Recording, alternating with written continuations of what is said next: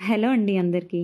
ఈరోజైతే హెల్త్‌కి చాలా మంచిదైన తోటకూరతో అయితే తోటకూర పెసరపప్పు కర్రీనైతే సింపుల్‌గా మేమైతే ఎలా ప్రిపేర్ చేస్తామనేదైతే చూసేద్దామండి. ప్రిపరేషన్ అయితే సింపుల్ అండి. తోటకూర అయితే హెల్త్‌కి చాలా మంచిది కదా! దీన్నైతే తప్పకుండా మనమైతే మన డైట్‌లో ఇంక్లూడ్ చేసేసుకోవాలి. అప్పుడప్పుడు ఇలా తోటకూర పెసరపప్పు కర్రీని కూడా ట్రై చేయండండి. ఇది కూడా టేస్ట్ అయితే చాలా బావుంటుంది. ఇప్పుడైతే ఎలా ప్రిపేర్ చేయాలి అనేదైతే చూసేద్దాం. ముందుగా ఒక 3 స్పూన్ల వరకు పెసరపప్పునైతే నీళ్ళల్లో వేసుకొని ఒక పావు గంట పాటు అయితే నాననివ్వాలండి. ఇప్పుడైతే కర్రీని ప్రిపేర్ చేయడానికి స్టవ్ ఆన్ చేసి ఒక బాండీని పెట్టి 3 స్పూన్ల వరకు ఆయిల్, అలాగే పోపు దినుసులు, ఎండుమిర్చి, అలాగే ఒక 4-5 వెల్లుల్లి రెమ్మలు, చీలికలుగా కట్ చేసుకున్న 2 పచ్చిమిర్చిని అయితే యాడ్ చేసుకొని వీటినైతే ఈ ఆయిల్లో అయితే వేగనివ్వాలండి.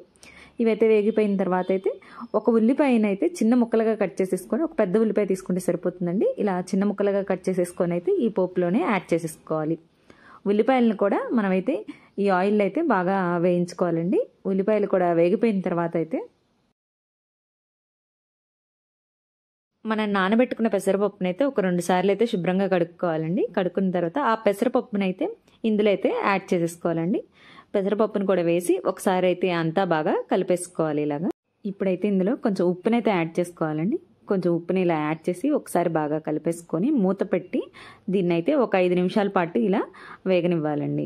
ఇలా వేగిపోయిన తర్వాత అయితే పెసరపప్పు మూత తీసేసుకొని ఇప్పుడైతే ఇందులో తోటకూరని అయితే యాడ్ చేసుకోవాలండి. తోటకూరని అయితే మనం ముందుగానే ఇలా చిన్న ముక్కలుగా కట్ చేసుకొని నీట్గా క్లీన్ చేసేసుకొని పక్కన పెట్టేసుకోవాలండి.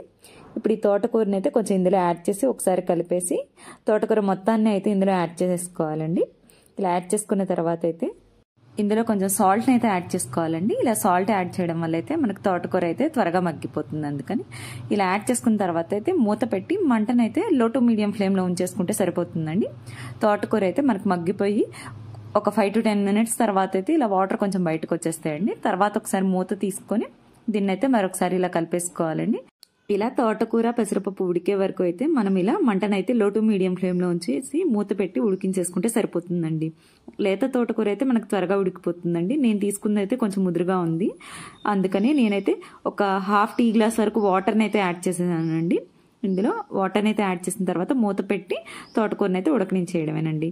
ఇలా ఉడికిపోయిన తర్వాత అయితే లాస్ట్లో కారాన్ని అయితే యాడ్ చేసేసుకోవాలండి. లాస్ట్లో టేస్ట్ చూసుకొని సాల్ట్ సరిపోకపోతే మరి కాస్త సాల్ట్ని కూడా యాడ్ చేసేసుకోవడమేనండి. ఇంతేనండి. ఇలా చాలా సింపుల్గా తోటకూర పెసరపప్పు కర్రీని అయితే ప్రిపేర్ చేసేసుకోవచ్చు. మీరు కూడా తప్పకుండా ఒకసారి ఈ ప్రాసెస్లో ట్రై చేయండి. అలాగే మీకు ఎలా అనిపించింది అనేది అయితే మాకు కమెంట్స్ ద్వారా తెలియజేయండి. ఇలాంటి మరిన్ని వీడియోస్ కోసం ప్లీజ్ లైక్ చేయండి, షేర్ చేయండి. అలాగే మీరు ఇంకా మా ఛానల్ని అయితే సబ్స్క్రైబ్ చేసుకోకపోతే ప్లీజ్ సబ్స్క్రైబ్ టు మహా ఫుడ్ వ్లాగ్స్.